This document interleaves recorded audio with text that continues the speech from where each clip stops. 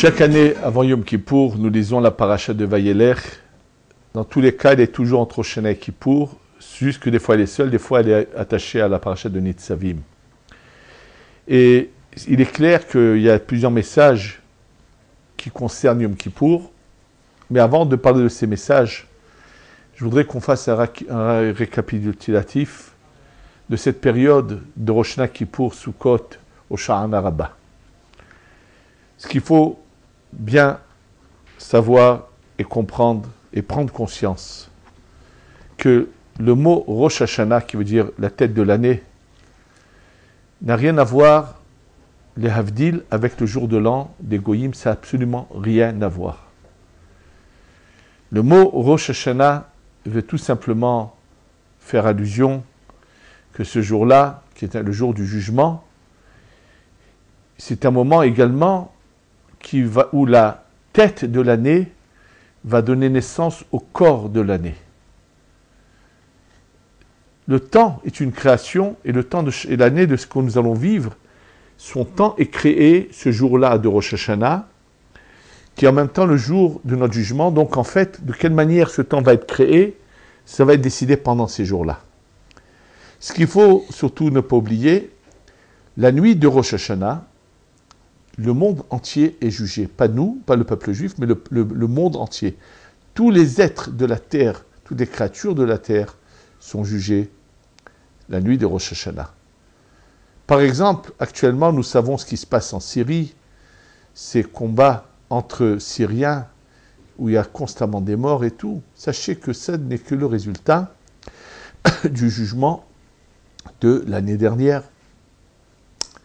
Et ils ont été de nouveau jugés la nuit de Rosh Hashanah de manière définitive.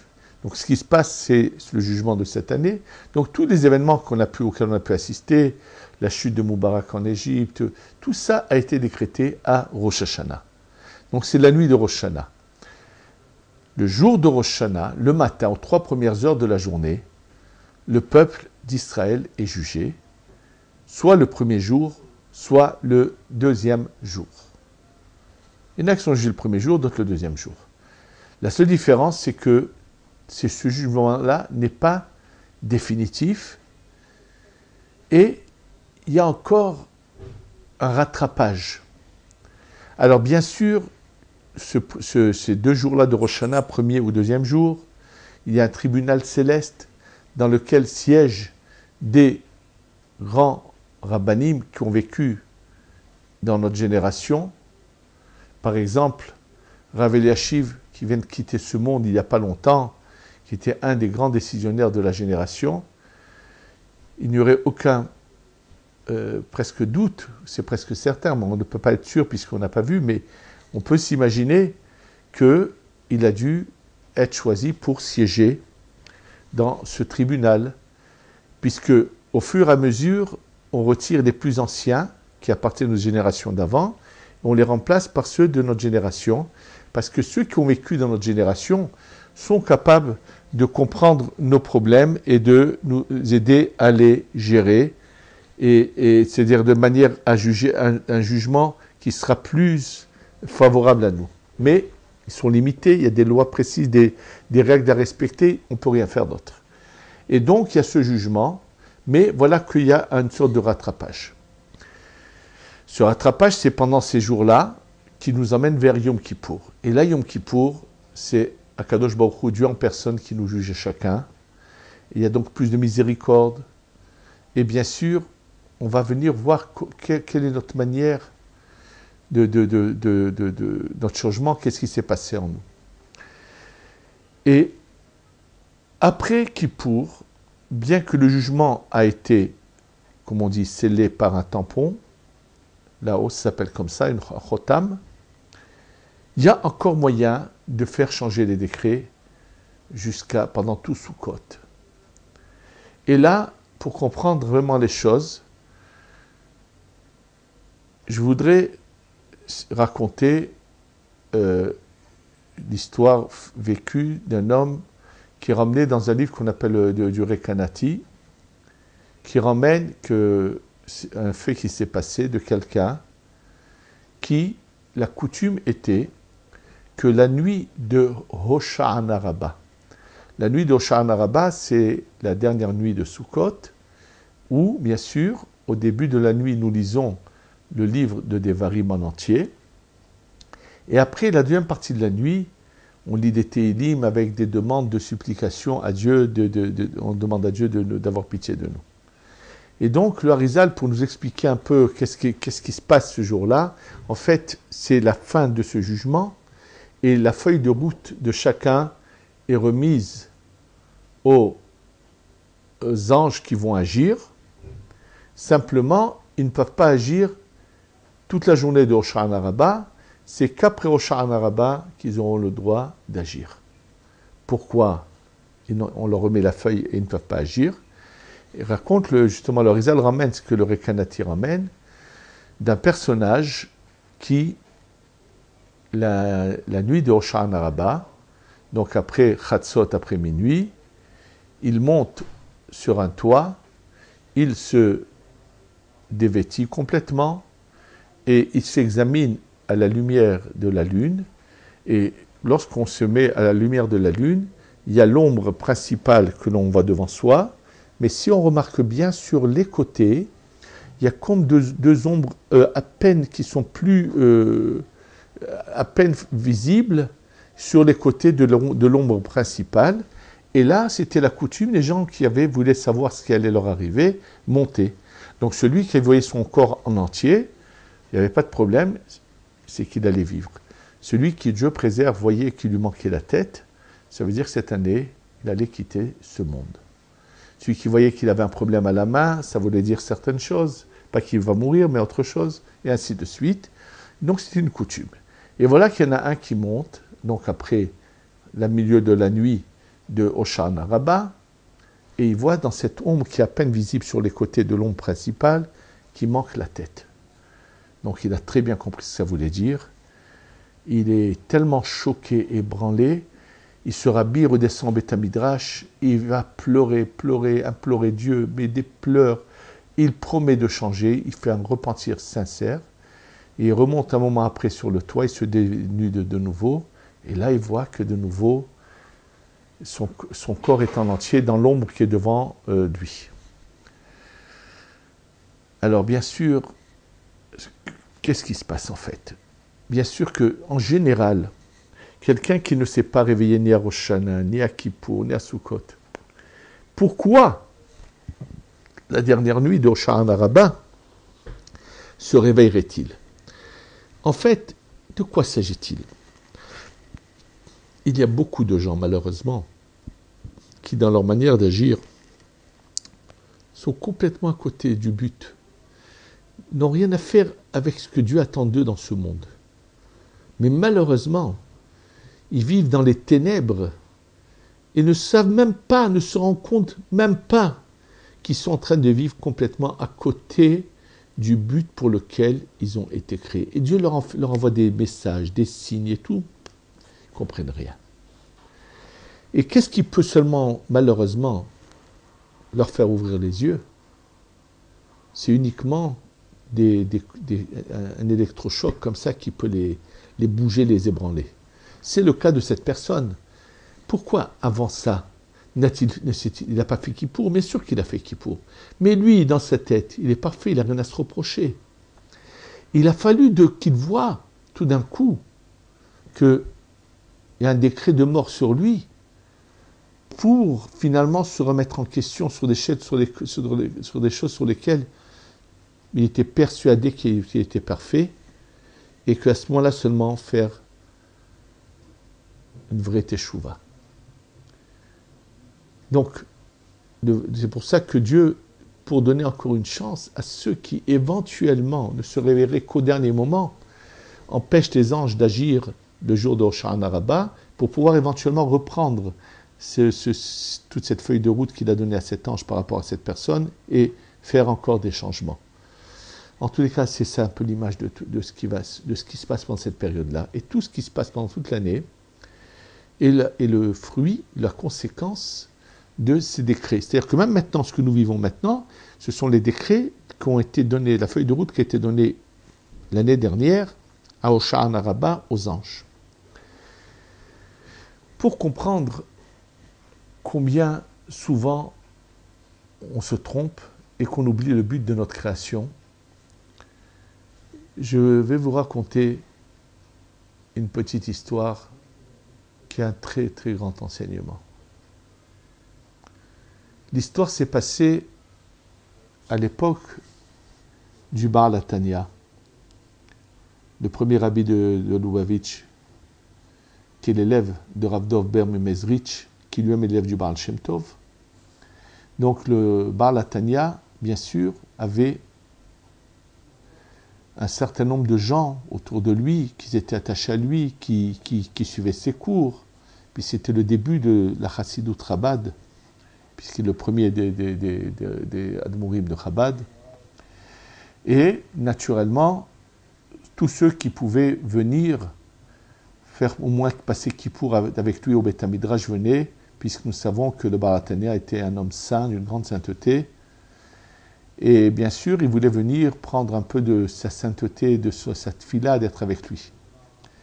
Et il a eu, bien sûr, dans les chassidim qui l'entouraient, ils étaient bien sûr pas loin d'être aussi nombreux qu'aujourd'hui, très loin de ce chiffre, ils n'étaient pas nombreux. Mais par contre, une chose que je peux vous dire avec sûreté, c'est qu'il y avait une qualité inégalable. Il y avait autour du Baal HaTanya des gens de très, très, très grande valeur. Des gens qui avaient vraiment réceptionné l'enseignement, mais de manière authentique, de manière valable, sincère et bonne. Et là, justement, il y a une histoire qui est marquante et qui a un enseignement extraordinaire pour nous tous. La veille de Kippour, bien sûr, ils se sont levés très tôt, ceux qui sont dans le Beth Midrash du Baal HaTanya, et après, bien sûr, les slichot et la prière. Grand nombre d'entre eux restent assis à étudier au Beth Midrash et à se préparer avec Kippour, avec vraiment la préparation qu'il faut. Et voilà que pendant qu'ils sont au Beth Midrash assis à se préparer pour Kippour, arrive quelqu'un qui est venu passer Kippour, donc avec le Baal HaTanya. Et naturellement, quand il rentre, il salue les gens qui sont présents, et puis une exclamation lui sort du cœur. « Ah, Dieu !» Il leur dit à haute voix, « Que fasse que cette année soit meilleure. Ça suffit avec la souffrance du peuple juif. » Et il le dit avec tellement de souffrance qu'il y en a qui se disent « Mais qu'est-ce qu'il y a ?» Et là, il se met à raconter à haute voix, tout le monde l'entend, que voilà, en venant, d'où il venait assez loin, lui, il avait pris, la veille, il était passé pas loin d'un village qui est pas, d'une petite ville pas loin de là, et il avait appris de la bouche de la communauté qu'il y avait un couple de gens qui n'avaient pas payé leur loyer au prince de la ville, et donc il les avait jetés dans son cachot, et qu'il avait dit que si on ne lui emmenait pas la dette qu'il devait, la somme totale de ce qu'il devait, il allait les exécuter. Et que naturellement, malheureusement, personne n'a pu emmener cette somme-là, et il avait de la peine de savoir que voilà, ces pauvres malheureux vont être exécutés, et après, malheureusement, leurs enfants seront pris par ce goy qui allait en faire je ne sais pas quoi. Et quand il raconte ça, bien sûr, tout le monde a de la peine, mais personne ne sait quoi faire. Et parmi ces gens extraordinaires qui se trouvent autour du Baal HaTanya, malheureusement, je ne me souviens pas du nom de cette personne, de ce tzaddik, qui était quelqu'un de très aimé du Baal HaTanya, qui était un de ses chassidim. Quand il entend ça, n'hésite pas, se lève immédiatement, ferme son livre, rentre chez lui, prévient sa femme qu'elle ne s'étonne pas, il est obligé de partir, il lui explique pourquoi.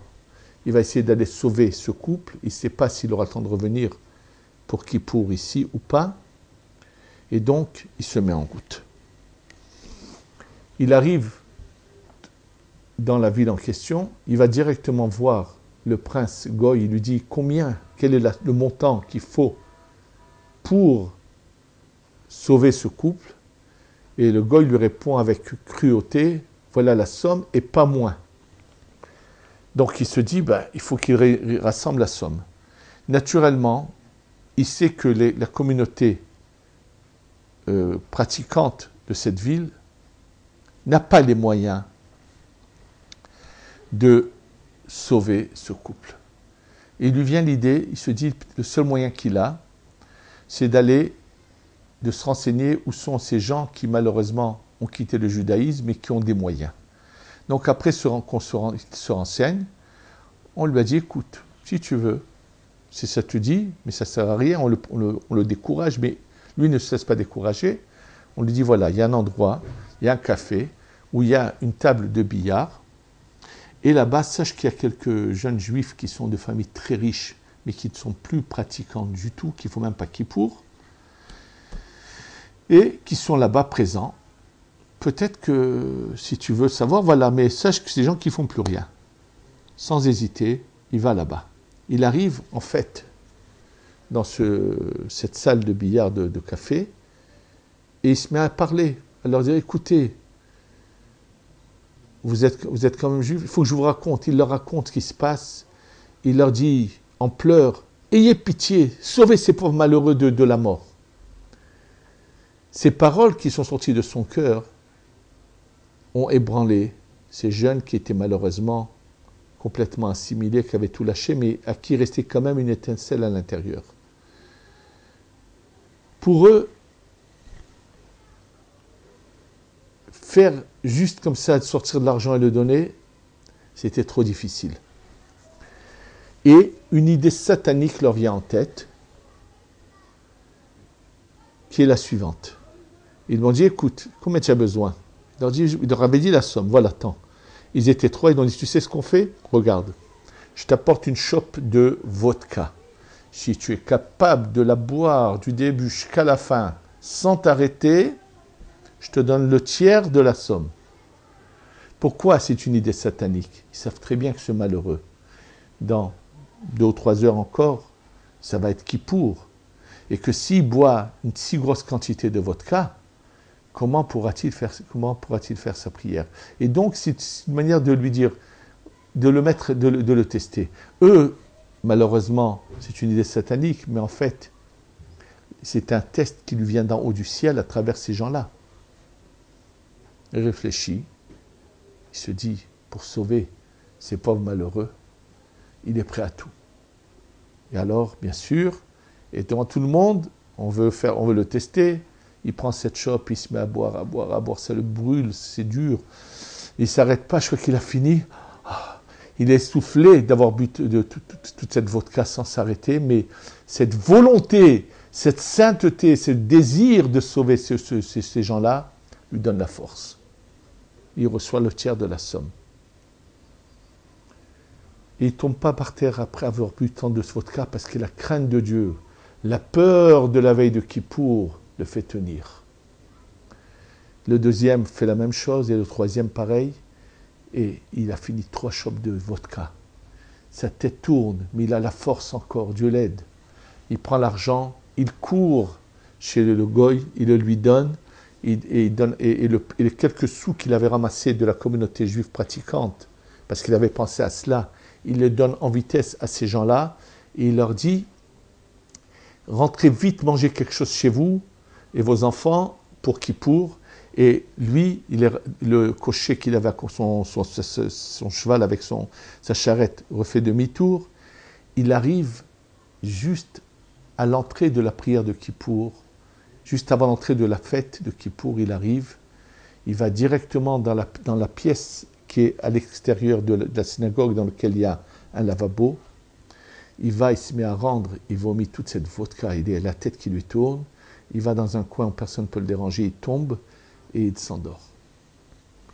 Bien sûr, dans l'état dans lequel il est, comment pourrait-il faire sa prière?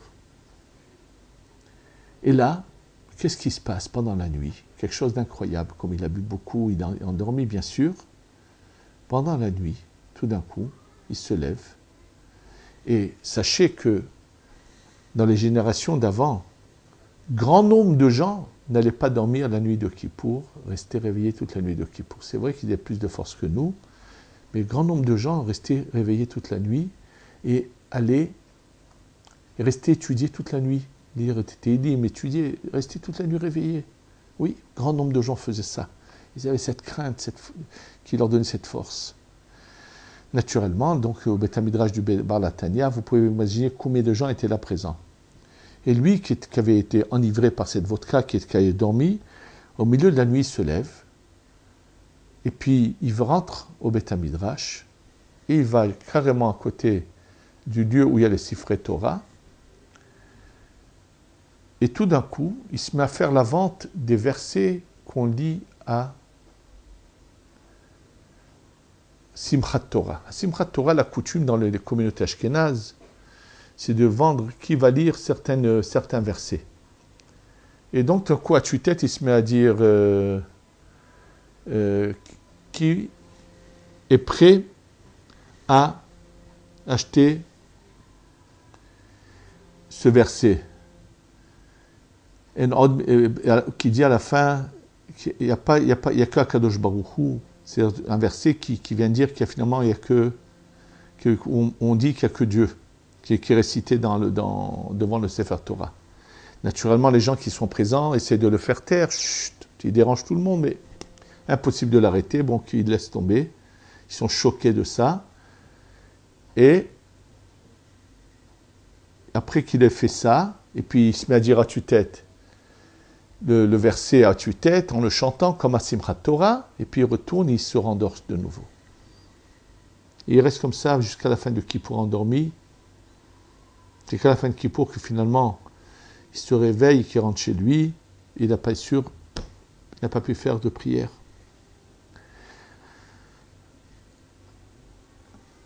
À la fin de Kippour, quelques chassidim d'un certain âge vont voir le Bar Latania et lui disent « Kvod Harav, on est obligé de te mettre au courant, de te dire ce qui s'est passé pendant la nuit, et pour que le Bar Latania parle avec ce chassid. » Et là, le Bar Latania leur répond la chose suivante. Pourquoi ce jugement qu'on a à Rosh Hashanah, Kippour, jusqu'à la fin de Simchat Torah, c'est pour arriver à la connaissance de Ata or eta la da'at qu'Adonai hu Elohim et od milevado. C'est ce passage qu'il avait vendu à haute voix en criant, que récite les Ashkenazim à Simchat Torah, au moment où on va sortir les Sifrei Torah pour danser avec.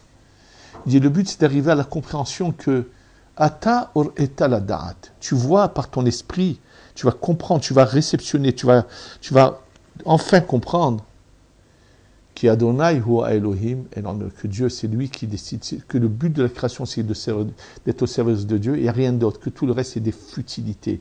À quoi ça sert une maison de 3 millions d'euros, ou une maison de 1 million d'euros, c'est une futilité. C'est pas ça le but de la vie. Tu n'es pas venu sur terre pour te construire une maison à 3 millions d'euros.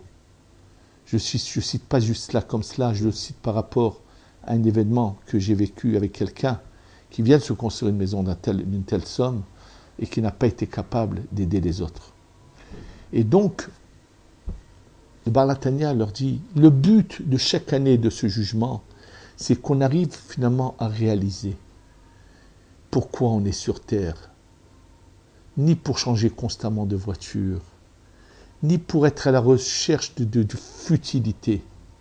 On est là pour un but précis, au service de Dieu. C'est une préparation au passage à la vraie vie éternelle, future, qui nous attend. Il dit, sachez, le Bar Latania leur dit, sachez que ce tzaddik-là, que vous, ça vous a choqué de voir ce qu'il a fait pendant la nuit, c'est pas lui, c'est du ciel que c'est venu. On est venu vous montrer que lui, par son sacrifice personnel, il s'est sacrifié pour les autres. Il est parti sauver un couple. Il n'a pas fait de prière à Kippour. Mais lui, il était déjà arrivé à Kippour, à Simchat Torah, à cette compréhension, à Ta'or eta la da'at, qui Adonai hu Elohim en od milevado. Lui est déjà arrivé au but auquel nous faut encore quelques jours pour y arriver. Mais lui était déjà arrivé. Et Dieu a voulu tout simplement, pendant son sommeil, il ne s'est même pas rendu compte de ce qu'il faisait. Mais on a fait qu'il se lève de faire cela pour montrer à tout le monde que quelqu'un qui sait se sacrifier pour l'âme Israël, qui sait penser qu'il y a une seule chose, comment je dois servir Hachem, non pas me servir à moi-même, c'est ça le but, et lui était arrivé au but. Donc, en fait, ce qu'il faut comprendre, se rappeler cela, dans cette paracha, qu'est-ce qu'il est dit dans cette paracha de Vayeler?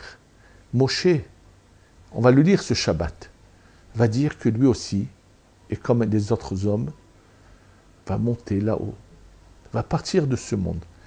La différence, c'est que Moshe, son corps n'est pas enterré. Son corps va monter, et va bien sûr être enterré, ça veut dire que son âme va se séparer de son corps va arriver à un certain monde, et son âme encore beaucoup plus haut. Et là, Moshe dit des choses qui nous concernent à nous tous.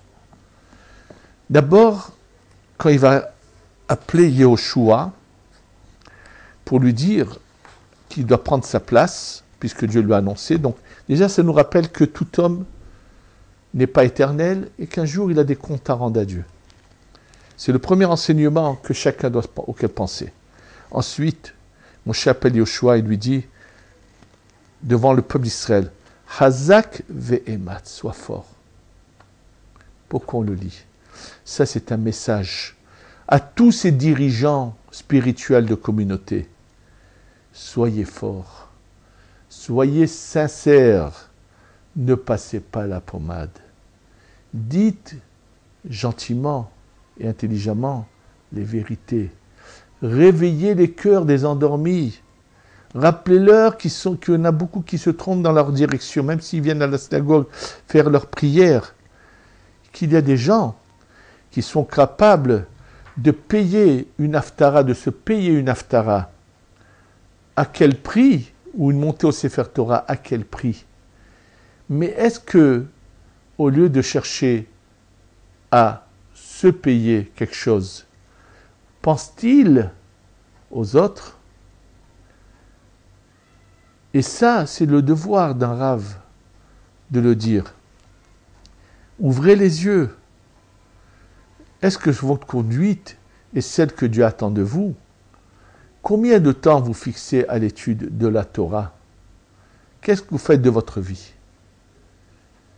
Je vais vous dire, il y en a, c'est vrai, qui aiment jouir de la vie, mais ils savent aussi penser aux autres. Ça a été le cas, je me souviens de cela, que lorsque j'étais à Getset, à la Yeshiva, on m'avait raconté des jeunes d'Anvers, des Bachourim, des jeunes gens qui étudiaient à l'Yeshiva, qui étaient d'Anvers, avaient parlé d'un mariage exceptionnel qu'il y avait eu à Anvers. À l'époque, à Anvers, quelqu'un l'un des plus grands diamantaires, très très riche, avait fait un mariage grandiose. Il avait loué un carrosse avec des chevaux pour emmener sa fille au mariage. Bref, il avait fait vraiment un mariage d'une somme fabuleuse. Mais, après le mariage, il est allé voir Rav Kreiswirth. Il lui avait dit à l'époque, c'est le chiffre dont je me souviens, j'ai dépensé 30 millions de francs pour ce mariage. Je donne ou 30 ou 60 millions de francs pour la tzedaka.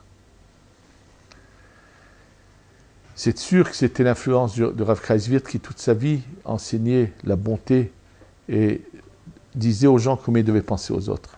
Mais quand il lui dit Chazav Gematz, il lui dit ensuite qu'il faut écrire la Torah, qu'il faut aller dans le chemin de la Torah. Et là est enseignée une loi que, à la fin de l'année sabbatique, tout le peuple d'Israël se réunissait à Yerushalayim. Pourquoi? L'année sabbatique est justement pour rappeler ta terre que tu cultives, ce n'est pas le but de ta vie. C'est qu'un moyen pour pouvoir arriver au but, pour pouvoir servir Dieu. C'est pour ça qu'il y a une année sabbatique où tu t'arrêtes de travailler, où tu vas penser un peu à ton âme. Et c'est dans cette paracha que c'est mentionné, pour nous rappeler, ça suffit de penser qu'à son corps. Pensez aussi à votre âme. Réveillez-vous. Ouvrez les yeux. N'attendez pas d'avoir ce choc qu'a eu ce malheureux à Hosha'am Rabbah pour se réveiller. N'attendez pas que Dieu préserve, que la rigueur divine vienne pour comprendre et se réveiller. Ouvrez les yeux et comprenez qu'il y a une seule chose, c'est comment servir Hachem. Tout le reste, c'est de la futilité. Et c'est la vraie tchouva que nous devons tous faire, c'est de se remettre en question sur tout ce qui nous paraissait tellement évident, se dire, mais est-ce que c'est pour ça que j'ai été créé? Pour me choisir à chaque fois un bon restaurant, ou pour passer mon temps à voir des films, ou pour passer mon temps à gagner de l'argent, c'est pour ça que j'ai été créé. C'est ça le but de ma vie. Sachez qu'un beau jour, il y aura trop de regrets, mais impossible à réparer. N'attendons pas d'arriver au regret. Ouvrons les yeux, ouvrons notre esprit, que Dieu nous éclaire, qu'on fasse une vraie teshuva avant Yom Kippour, et que cette année soit une année de réussite, de bonheur, de bienfait à tout l'âme Israël. Amen. Ve Amen. Yerushalayim